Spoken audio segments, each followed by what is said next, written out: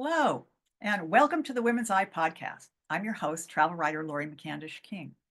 You may have heard my interviews before on the Women's Eye or read my travel books or articles. Thank you for joining me again today. This chat is part of our travel series, talking with women who are getting out there, seeing the world, and having a positive impact. We're finding out how women can change the world through travel and how it can change us. Today, I'm talking with Catherine Karnow. She's a lifelong world traveler, as you will hear, and a National Geographic photographer who is passionate about her work as a photographer and an educator. Catherine creates inspiring and even transformational photography workshops. We first met about a decade ago when I participated in one of Catherine's workshops in Italy, and I loved it. Hello, Catherine. Great to have you on the podcast. You're in France today? I am in Provence, yes, where I live part-time with my husband. Oh boy, I'm so jealous. That just sounds so fabulous, and I'm looking forward actually to seeing you there later, later in next month. That's going to be really fun. We have so much to talk about today, but first, this episode is brought to you by Casco Financial Services in Phoenix, Arizona. Casco's president, Catherine Scribano, started her business to help people like you create the financial strength to achieve their dreams. Speaking of dreams, Catherine, one of your National Geographic photo workshops was called A Passion for Travel, Photos That Tell the Story. Have you always had a passion for travel? I have always had a passion for travel. In fact, it goes back all the way back to my grandfather, my father on my mother's side, who was an intrepid traveler, passed down through my mother, who loved traveling. And in fact, I have been traveling since I was about 1 year old. I Oh, think I went around the world with my family 6 times before I was 9 years old. oh my gosh. Oh my gosh. Wow. Okay. Well, I would like to get a little, you have a fascinating background, and I'd like to start off with a little bit about that. Your dad was the famous journalist, Stanley Karnow. He worked as a bureau chief for Time Life and later for the Washington Post. And he was posted in Hong Kong, which is where you were born and spent the first 10 years of your life. How did that experience of growing up in Hong Kong affect your work? Well, as a small child, my parents gave me a lot of freedom. We lived just outside of a little Chinese fishing village, and even at the age of 6 and 7 years old, I was allowed to wander down to the village by myself. I wandered around Chinese people. I didn't even think that they were foreign. Was I foreign? It was very comfortable for me to be alone, to be an independent, let's say, traveler as a small child. I love that. It sounds so idyllic. But then a terrible thing happened to you. Yeah, so I was born in Hong Kong, as you mentioned, and I lived there for about 10 years, and it was very much my home. I was comfortable, I was secure, and then one day I overheard my parents talking about moving, and what happened is that I was basically wrenched away from my home in Hong Kong to come to the United States, which to me was a foreign country. And it was a real trauma. And I definitely think that that informed the rest of my life as a person and as a photographer, and why I became a photographer, in fact. Well, how did you realize that photography was important? How did that work? Well, after we moved from Hong Kong, we moved to Washington, D.C., and you'd enter the house through the garage. And along the walls of the staircase were a whole host of photographs, a gallery of photographs up and down the stairs. And there were photographs from when we went to Kenya, and there was the photograph of me holding the little fish that I caught in Kashmir. And anybody entering the house would be shown this gallery. And the way that my parents talked about these photographs was the golden years. And it was my first introduction, should we say, to how special and precious a single photograph could be when you no longer have that experience, when something is gone, when it's lost, and how beautiful a single photograph can be to bring back those memories. I love that. And it reminds me of the photo galleries in my grandparents' house. I'll bet a lot of people had something like that. But but you had your high school teacher encouraged you. You had summer internships in photography, and you had a career in photography. And then you somehow started, tell us how you started doing photo workshops. Well, it's true that I became very obsessed with photography in high school. I was always in the dark room. My parents took my photography very seriously. I worked in Paris over the summer, in London, and quite quickly out of high school uh, and into college, I became a professional photographer. I was successful, and I was a National Geographic photographer, National Geographic Travel photographer for about 20 years. And then I was starting to get a little bit tired of it. I'd been doing it for so long, and a very curious thing happened, which was that I was on assignment in Myanmar to photograph, amongst other things and other people, a fortune teller.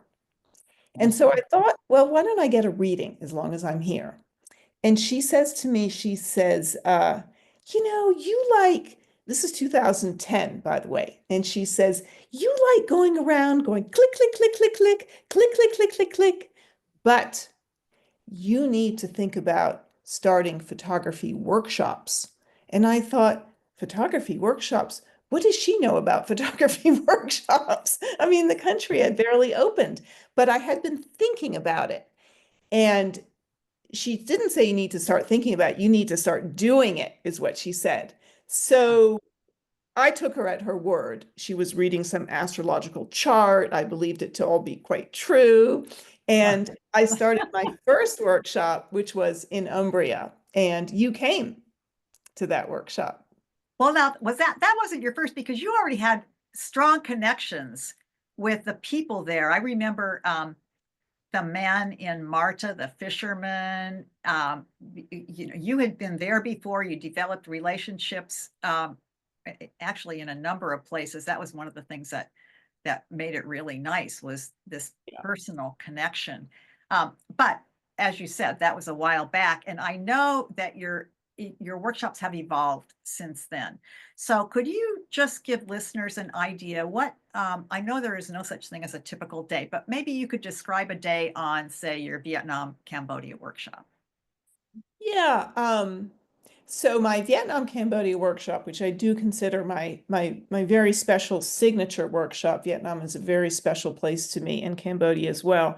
So, all right, let me talk about a day in that workshop. Well, so a morning might begin, or let's say a specific day when we go to this pagoda, this beautiful pagoda. So we begin that morning with an expert coming in to talk to us about Buddhism in Hue, which is in central Vietnam, and why are there so many pagodas, and what is the importance of Buddhism, and why are there so many Buddhists? And it's very interesting to learn about Buddhism, of how the Buddhists played a role in the Vietnam War, protesting against the war, and so on. Then I also show photographs to give the guests inspiration, how they can be creative Yeah. when we get to that pagoda, open up their vision. They can shoot whatever they want in any way they want. There's no specific assignment. That afternoon, we will go to the pagoda. They welcome us warmly because we've been going there for so many years, and I have these relationships that I establish. We meditate with the monks. We're given a home-cooked vegetarian meal, and it's a very special, warm day. And then the next day, we have class. We have a group projection in which everybody can show the 8 photographs, let's say, that they choose. And together we see the different ways that everybody has photographed the pagoda the day before. I love that part of, we did that on the workshop of yours that I was on. I loved that group projection. It was so fascinating for me to see how other people in the group were seeing the same thing that I was. I mean, the same thing was in front of their faces, but they were seeing something different than I was seeing. And I love that. It just really opened up my creativity to see how differently people could perceive the same thing, perceive it and somehow capture it. Um, and you also do private critiques, which are super helpful for me on the workshop because it helped me understand. Oh, maybe I mean I'm not a photographer, but it helped me understand my own style as a photographer, as a beginning photographer, and that was super important for me.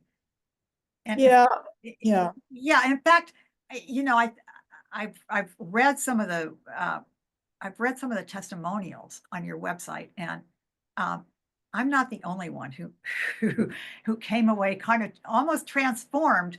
Um, Let me read you. Let me read our listeners some of those testimonials. Okay, here's one. Catherine's trips are in a league of their own. Her journeys offer immersion, insight, and meaning.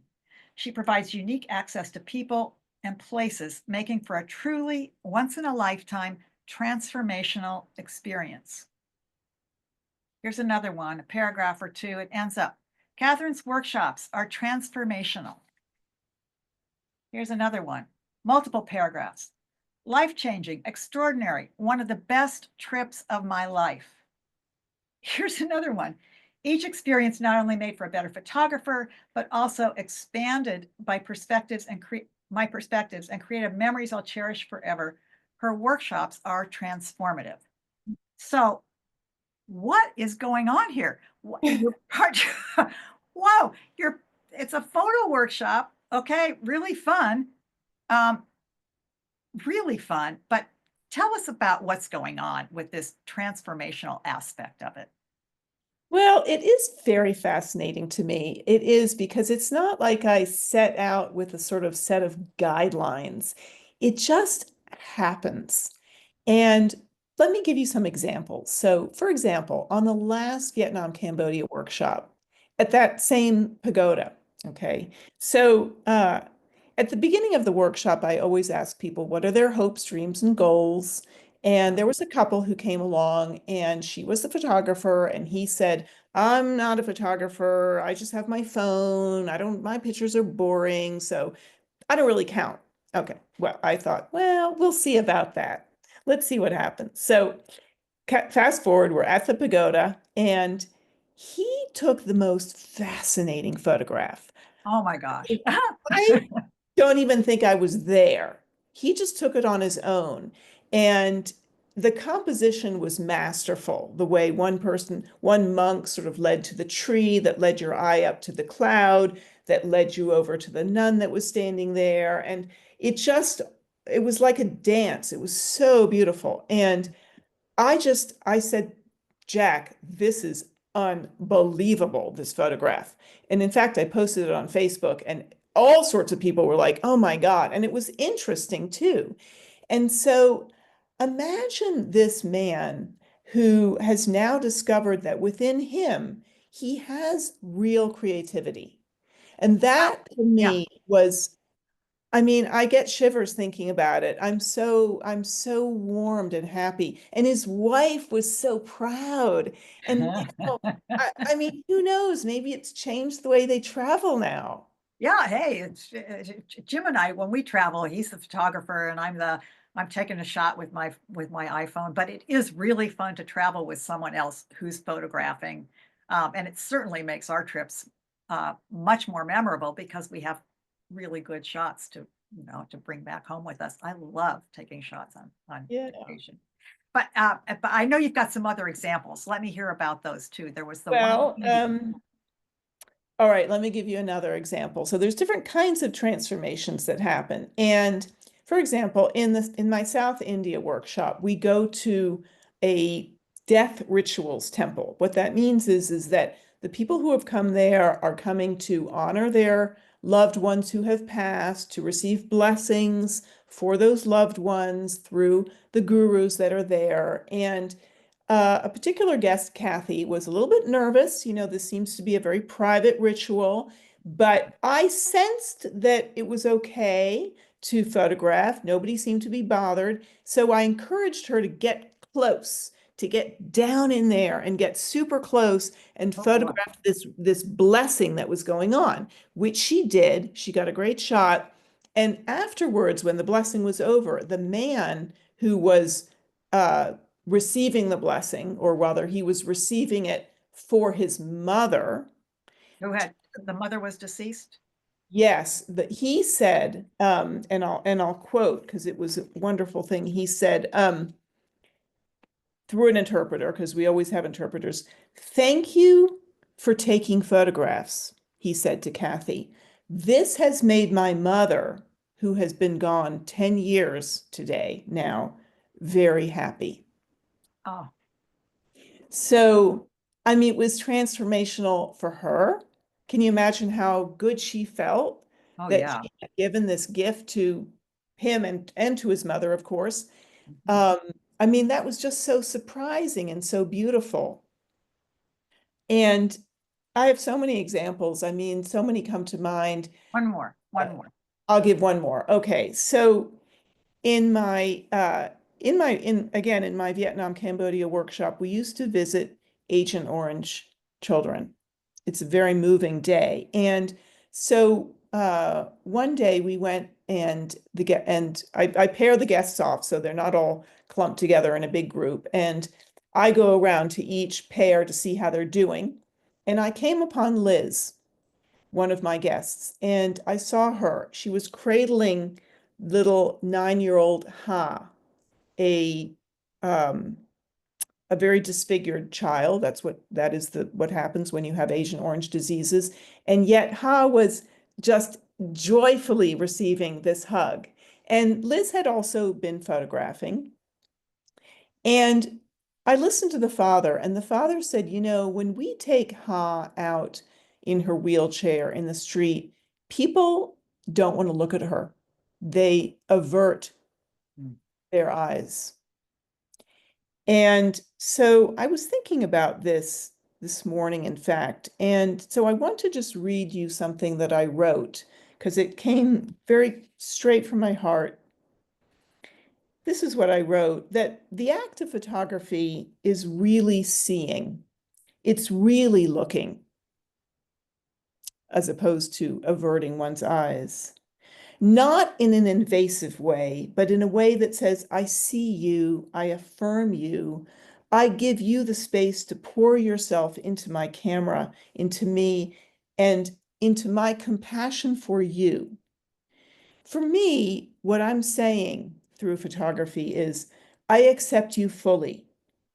And sometimes, even often, I've put down the camera and I've held that person in my arms. Oh my God. I'm I'm crying now, Catherine. I mean, and Oh, beautiful. often the tears will flow for both of us because for me, photography, holding, hugging, showing that I care, showing compassion and showing love, it's all mixed in together. It's all the same thing.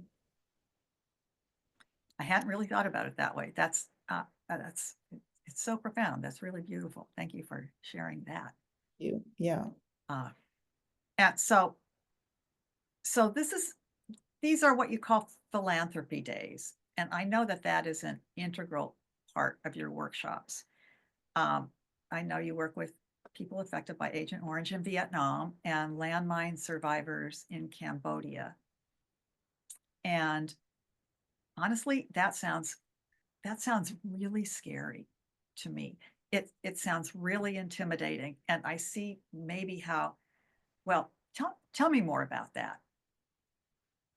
I always have guests who, on our briefing day, are very nervous about going to visit a landmine survivor and his wife or his family. I have people who say, well, for example, again, it was the last Vietnam, Cambodia workshop. I keep citing that workshop where a gentleman said, my wife, I'll let her take the pictures, but I don't want to take any pictures. And I didn't push it. Okay. I just wanted him to have the experience himself. I said, you know what? Why don't you just go and do whatever you think is comfortable and whatever you feel is appropriate. So again, as I say, what I do is I separate the guests out into pairs. They go and they visit the family, spend time. So when I showed up, I didn't know what to expect myself. And can you imagine my delight and my joy when I saw that they were rolling on the floor in laughter? The landmine survivor, his wife, the scared man, the the not scared wife, they were just in, I don't know what was going on, that they were just all laughing, the Vietnamese sit on the floor. They don't have furniture Yeah. usually. I mean, I'm sorry, the Cambodians, but both actually, they're not, so it's not like they fell off the furniture, but they were just having the best time. And I said, what is going on here? And so what happened is that the landmine survivor was making a joke and he was acting like his prosthesis was itching, like it was his leg. So he's scratching it and they just roared with laughter. And, the truth of it really is that these are human beings. And what's so beautiful about this day is connecting with them as human beings, Mhm. not being afraid to say, I mean, this is how I guide my guests. I say, don't be afraid to say, hey, tell me what happened. Do you know, I find out that sometimes these landmine survivors have never told anybody what happened. Nobody ever asks them Oh my what goodness. happened. Well, you, And yeah. so here's somebody sitting down saying, I care. I want to hear your story. And they bond, they connect. And this very experience that I'm talking about, I was with them till the end of that afternoon. And so we all said goodbye together as we were leaving. And the wife, Thea, looked into the eyes of the wife and she said, now you are my sister. And Oh, no matter what oh, great distance separates us, I will always look forward to the day when you come back to visit us. oh my gosh. Oh, I Yeah, love that story, Catherine. I love that. and I love her too. And she says that to me. And how beautiful is that? Yeah. Nothing A- to be afraid of. These are such beautiful people. And such, because of the space and safety that you created, and I know that you choose your photo subjects, those families carefully. But because of the space that you created, there's this amazing connection that it's like it goes around the world. It's Yes. phenomenal. Uh, Well, what's really important and special is that I guide the guests with questions that they can ask, and I say keep the discussion loose and open, and just chat, see what happens, but try to glean in the discussion that you have. What do they need in their lives? Do they need huh. something? Mhm. Okay, because these people are never going to be asking for a handout or Yeah. hinting around. They have pride, but maybe you can kind of glean. And they do. They find out that that family, in fact, this very family I'm talking about, their roof was leaking. They needed a new roof. And so and the guests are never pressured at all. It's completely up to them. But maybe after a week, a few days, or a couple weeks, they think, you know what? We'd like to donate for that family to have a new roof or a motor scooter for the kid because he's going to school now. And so I enable them to give the donation as directly as possible through our man on the ground. And in that way, they stay connected to that family because they get photographs of the kid on the scooter, they get pictures of the new roof. Um, the younger kids might be on Facebook or something, and a whole community is created on the philanthropy day, which It is sounds much more meaningful that way than just sort of giving to an organization and not not really knowing what happens. Yeah, It's very people direct. connection. Yeah. I call it people-to-people philanthropy. And it has become not just my favorite day in the workshop, because we have philanthropy days in other workshops too, not just in Vietnam, Cambodia. We also have one in South India that is also very beautiful. It has become my favorite day or days of the year for me. And I tell my guests this. I'm often like, this is my favorite day because it's so full of joy and so full of giving. And I mean, isn't that what travel really should be about? Yeah. Oh, thank you so much. It's so beautiful, Catherine, and I'm going to remember this conversation for a long time. It's almost time to wrap up, and I do want to ask you for travel tips because you're such a traveler. First, excuse me. First, you have a real knack for finding out of the way locations and hidden gems. And I know that you don't get those from guidebooks. Can you tell us a little bit about your approach to that? What's your secret? Can you tell us how do you do that? Okay. Intense curiosity and Yep. wonder, and like the dog trying to find the bone. Okay. Like, gotta be a great hotel on the beach somewhere around here that's under €100. I just know there's one. I mean, Yeah. I have this like, it's like a hidden treasure. Like I'm sure it's there. So typically, I ask questions. I mean, if I'm sitting down to lunch, I'll ask the server. I mean, ask questions of the people. Be open, have conversations, and or maybe drive down that dirt road that your nose is taking you down. So a lot of conversations with people, say yes, be optimistic, and that I just find these incredible gems. I can't tell you. And those are places, but also experiences unfold in conversation. So, for example, in Hoi An in central Vietnam, I made friends with this wonderful chef. His name is Duc. He's a real cool dude and he has delicious food and all this kind of thing. So we're chatting and I'm thinking about work. I always think about workshops and workshop experiences. And so where do you live, Duc? And he goes, oh, you should see my house. I live out by the rice fields and it's beautiful, modern with these big windows and I have a swimming pool and it's a party house. And I said, ooh, party house. I said, what about if we have a party there?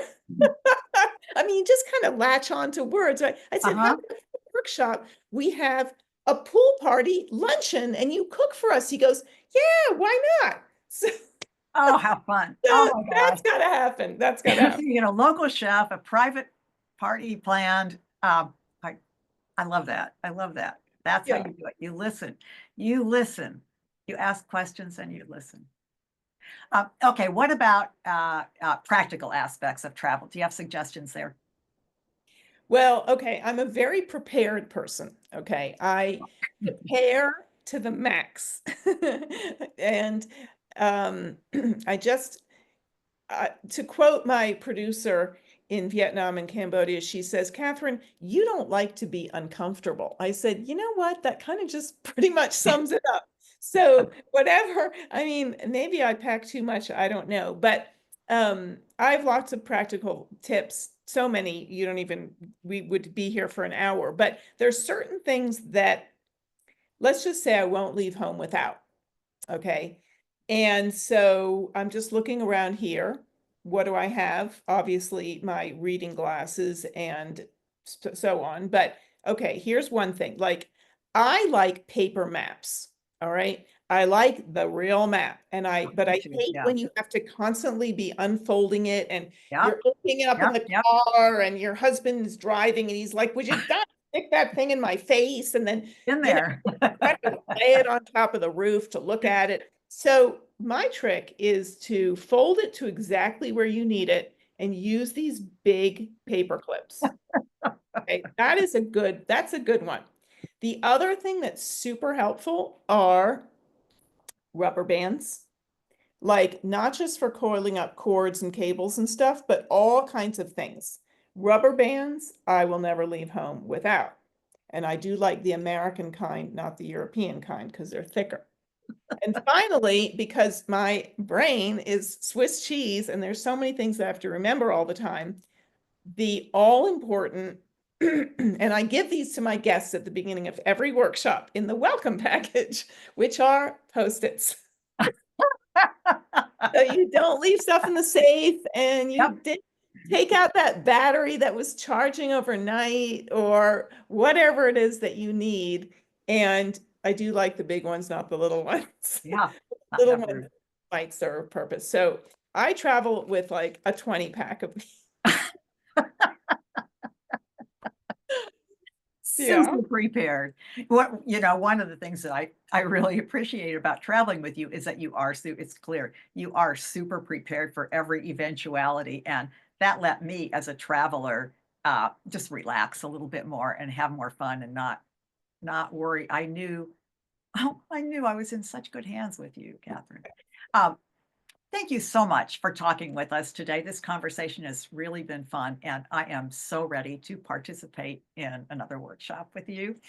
And thanks to all of you listeners for joining us on the Women's Eye podcast. You can connect with Catherine Karnow on her website, Catherine with a C, Catherine, Karnow, KARNOW.com. And you can get the latest information about Catherine's workshops there. And also, that's the place to go if you are looking for any special early sign up discounts. That's the place. The link is on our website, thewomenseye.com. And also on our website, you'll find our books about inspiring women like Catherine who are getting out there and figuring out a way to make a difference in the world. There's 20 women storytellers and 20 women changemakers. Both really inspiring books and nice quick reads because you can just dip in and get a short little shot of inspiration. They're really nice. I'd say they'd be really nice for graduation gifts too, now that I think about it. And we've got graduation coming up. Remember, you can rate and review The Women's Eye on Apple Podcasts and subscribe to our newsletter and YouTube channel. And again, thank you, Catherine. It's been a real pleasure. Thank you so much, Laurie. Thank you, everybody. Thank you.